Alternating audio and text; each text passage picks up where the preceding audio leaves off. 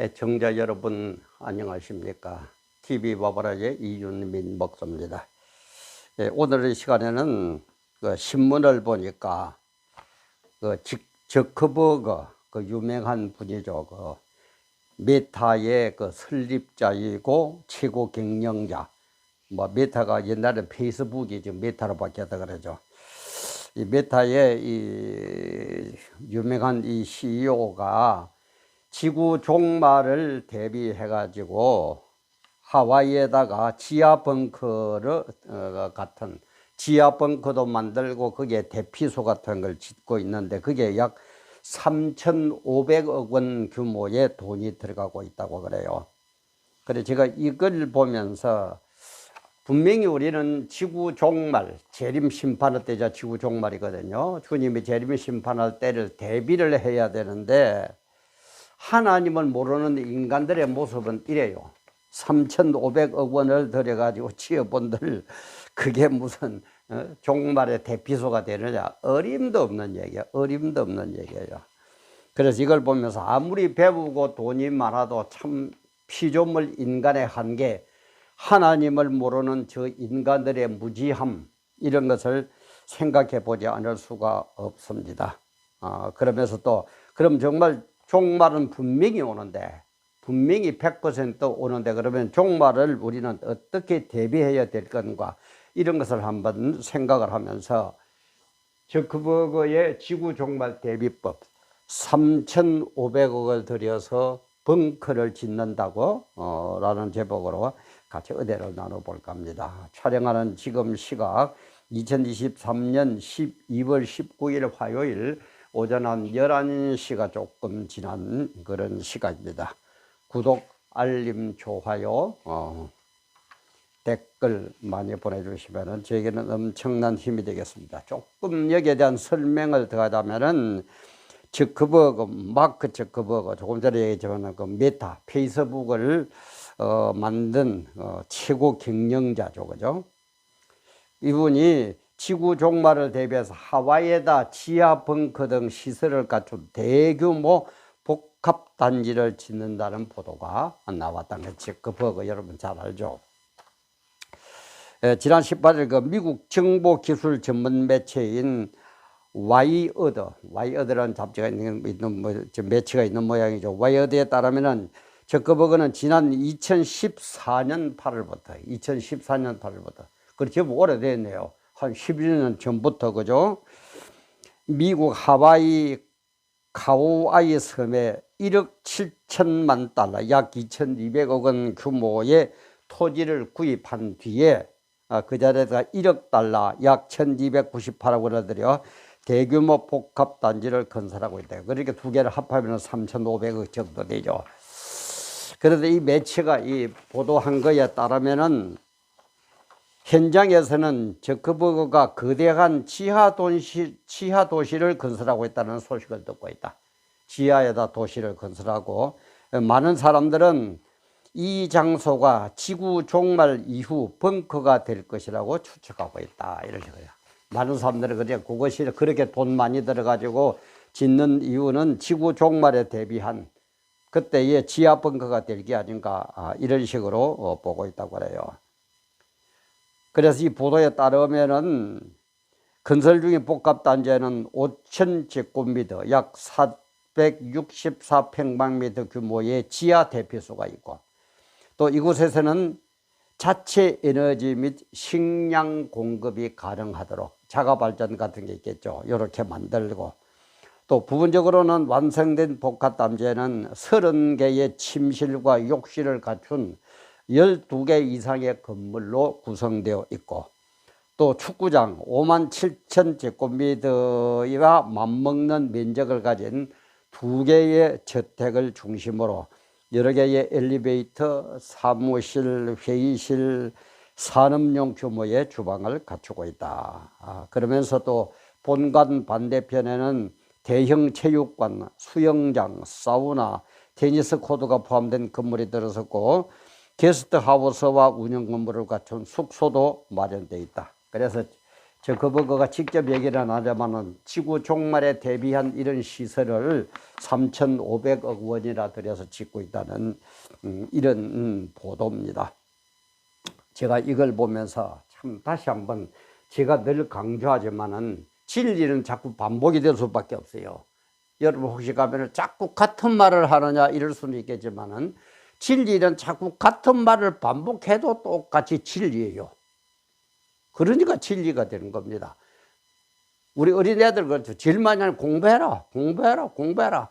수없이 해왔고 우리도 수없이 들었고 우리도 수없이 하고 있고 앞으로도 수없이 할 겁니다. 왜? 학생들은 공부해야 되는 게 진리다 이 말이에요.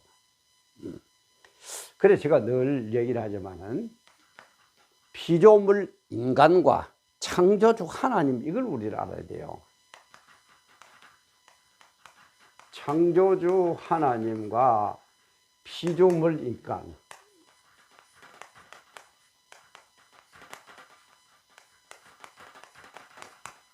창조주 하나님은 뭡니까? 전지전능이에요. 못하는 게 모르는 게 없고 한마디로 하면 전지전능한 분이에요. 그런데 피조물 인간은 누구나 한계가 다 있습니다. 이 세상에 지금 80억 가까이 인구가 살고 있다고 그러는데 한번 보세요. 이쪽 분야에는 잘하는 사람도 저쪽 분야는 깡통이에요. 또 저쪽 분야 잘하는 사람은 이쪽 분야는 깡통이에요. 이게 한계가 있는 거예요. 이분은 한계가 없어요. 그렇기 때문에 우리를 피조물 인간은 한계를 가진 인간은 전지전능한 하나님의 뜻 안에서 이분의 시킨 대로만 하면 되는 거예요. 그래서 에덴 동산에서 이분이 시키는 대로 피조물 인간들이 순종하고 영광 돌리면서 살았으면 이런 고생 안 할 건데 하나님 말씀을 어기는 바람에 이런 그야말로 개고생을 하고 있죠. 그죠? 이걸 알아요. 그래서 지금도 이분은 우리 보고 얘기를 합니다. 자꾸 가르쳐 줘요. 지구 종말은 분명히 오는데 그럼 언제냐 이 말이에요. 어느 때냐 이 말이에요. 그리고 그때 되면은 무슨 징조가 일어나느냐. 이게 지금 종말의 키포인트라고 그래야죠. 그죠? 어떤 징조가 일어나느냐 이 말이에요. 무슨 징조가 일어나느냐 이 말이에요. 어느 때 영적으로 그죠? 무슨 징조? 세상적으로, 물질적으로. 왜냐하면은 인간은 눈에 안 보여주면 잘 몰라요. 그러니까 말만 해가 잘 못 알아들으니까 징조를 보여준다 이 말이에요. 우리에게 징조를 보여주거든 때가 어떻게 되었다는 걸 깨달으라는 겁니다. 그래서 이 세상은 영육으로 흐른다 그랬죠. 육적으로만 우리는 자꾸 바라보고 뭐가 어쩌고 저쩌고 막 그러고 절대 그래가 정답 안 나옵니다. 미국 백악관 그러면은 세계에서 그야말로 석학들 유명한 분들 똑똑한 분들 배운 사람들 다 모인 곳이라 해도 과언이 아니죠. 그런데 왜 정책이 어떤 거는 맞고 어떤 거는 틀립니까? 피조물끼리 모이가 붓을 벌리고 있다 이 말이야. 그러니까는 안 되는 거예요. 아무리 머리 써도 안 됩니다.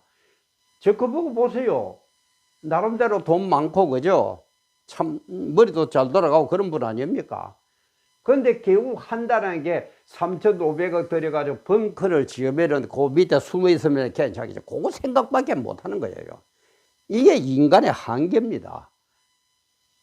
그래서 제가 늘 얘기하는 건 우리는 하나님을 알아야 돼요. 이거 모르면 절대 답 없고 대비책이 안 나옵니다.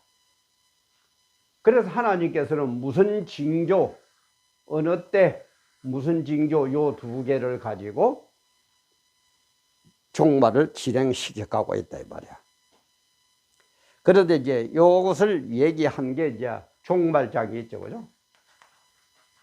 종말장이 있고, 물론 딴 데도 군데군데 나옵니다만은 종말장이 있고 계시록에 가서 그것이 모든 게 완성이 된다 그랬죠. 흐름은 이렇게 되어 있어요. 이 종말장은 마태복음 24장, 누가복음 13장, 마가복음 13장,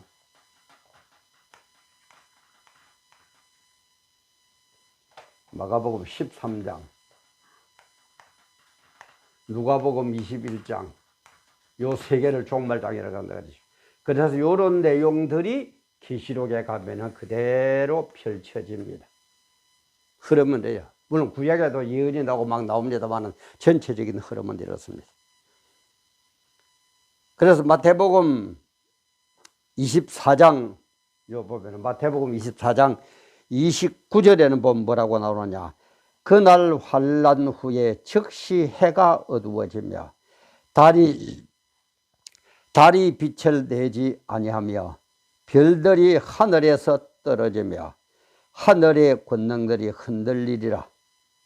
이거 하나만 봐도 이지단하겠죠. 그죠? 다시 한번요. 마태복음 24장 29절입니다.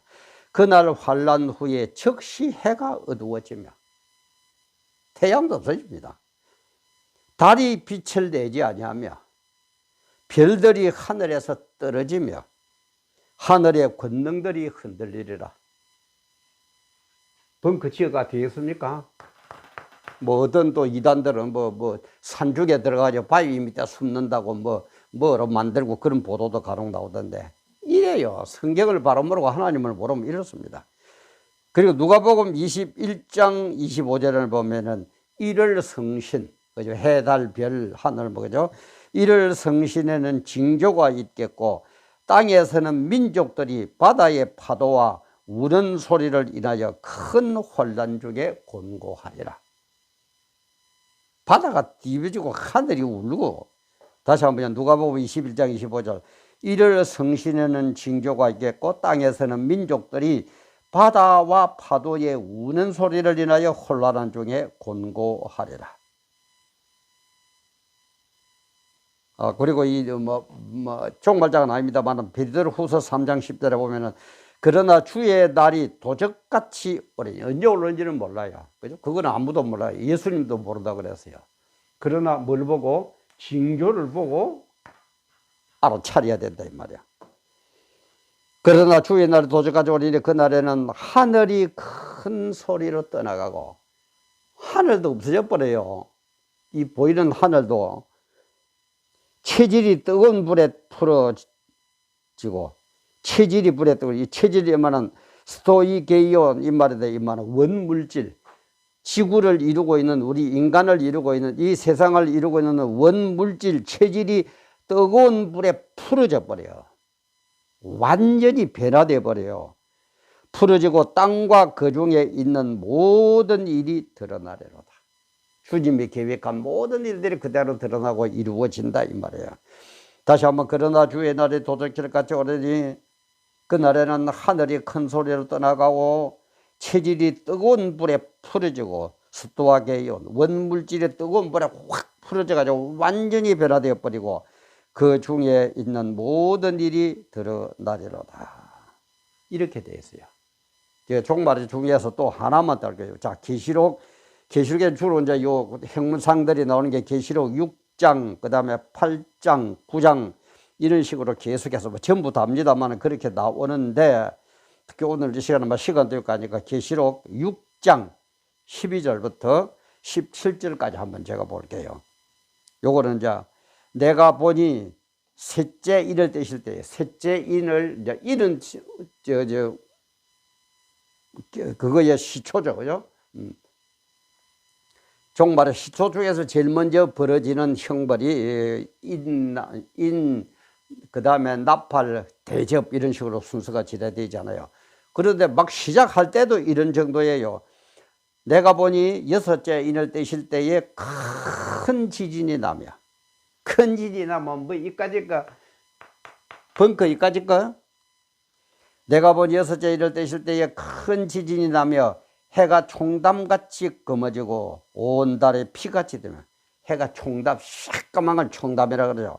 해가 빛이 저렇게 나는 눈 뜨고 보지도 못한 저런 것이 새까매지고 온 달이 피같이 되며 하늘이 별들이 무화과나무가 태풍에 흔들려 선과실이 떨어지는 것 같이 땅에 떨어지면 하늘의 별들이 땅에 욱 다 떨어져 버려요. 하늘의 별들이 무화과나무가 태풍에 흔들려 선과실이 떨어지는 것 같이 땅에 떨어지며 하늘은 종이축같이 말리는 같이 떠나가고, 하늘은 종이축이 사람 말린 바람 불면 확 날려가죠. 이런 식으로 하늘은 종이축같이 말리는, 종이축이 말리는 것 같이 떠나가고, 각 산과 섬이 제자리에서 옮겨오며. 산도 제자리 없어요. 뭐 하와이에 지는데 하와이 제자리 없어요. 전부 다 떠나버려요. 산과 섬이 제자리에서 옮겨오며 땅의 임금들과 왕족들과 장군들과 부자들과 강한 자들과 각 종과 자주자가 굴과 산 바위 틈에 숨어. 산이나 바위 틈 같은 데 숨고, 이런 벙커 만드는 데 숨고, 산과 바다 위에 이르되, 산과 바위 위에 이르되, 우리 위에 떨어져 보좌에 앉으신 이의 낯에서와 어린 양의 진노에서 우리를 가리우라. 그들의 진노의 큰 날이 이르렀으니 누가 능히 서리요 하더라. 이걸 가지고 막 우리를 지켜달라, 뭐 어쩐다 저쩐다 뭐 이따위 소리 하지만은 그렇게 안 되고, 그들의 진노와 큰 날이 있으니 누가 능히 서리요, 누가 그것을 비켜가겠느냐면, 누가 그걸 감당하겠느냐 이 말이에요. 이런데도 보면, 계시록에 보면 이런 현상이 일어나는데도 보면은 회개를 안 해요. 끝까지 자기가 옳다고 끝까지 하나님을 대적합니다. 이게 불신자의 특성이에요. 그럼 우리는 전도할 필요도 없겠네요. 이런 생각을 하기 쉽죠. 왜 전도해야 됩니까? 누가 예비된 구원받을 영혼인지 모르니까 우리는 전할 뿐이에요. 그 영혼을 구원하고 안 하고는 하나님의 절대 주권이에요. 우리는 몰라요. 뭐 보고 전도 좀 한 사람도 다니면, 뭐 교회마다 다니면 뭐 간증하고 뭐. 그래, 나는 그거 참 반대입니다. 그저 우리는 하나님 은혜를 전했을 뿐이지 그게 어떻게 내 공로가 됩니까? 물론 방법을 가르친다고 그러지만 방법은 딴 거 없어요. 그냥 전하면 돼요. 예수 믿읍시다. 믿으면 되고 안 믿으면 안 되고, 믿을 사람은 주님이 예비한 사람은 믿을 것이고, 주님께서 예비 안 된 영혼은 뭐 100명이고 10,000명이고 안 믿을 거고, 그것뿐이에요. 그래서 우리는 이런 것들을 볼 때 해결책이 뭐냐? 그럼 어떻게 해야 되느냐 이 말이에요. 아무 방법이 없느냐? 아니에요. 방법은 피조물, 우리 인간이 생각하는 방법이 아니라 전지전능한 창조주, 심판을 하실 창조주 하나님의 방법이라 해야 돼요. 하나님의 방법, 해결책이라야 가능하다 이 말이에요. 그게 뭡니까? 딴 거 없어요. 간단해요. 돈 10원 들 것도 없어요. 3,500억 원 들 필요도 없어요. 예수를 믿어라. 예수를 믿어라.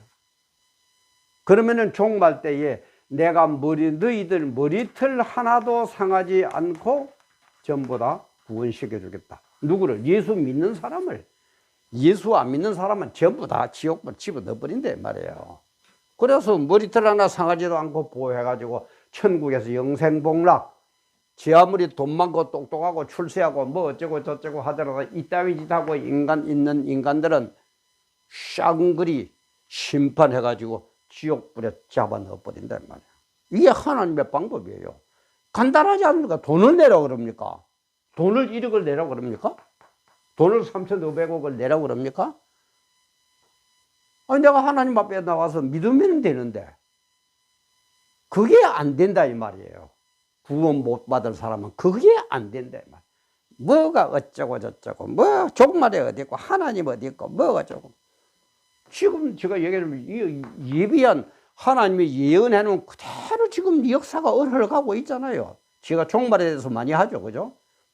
지금 종말 때이기 때문에 종말을 강조할 수밖에 없어요. 정말 우리 정신 좀 바짝 차립시다.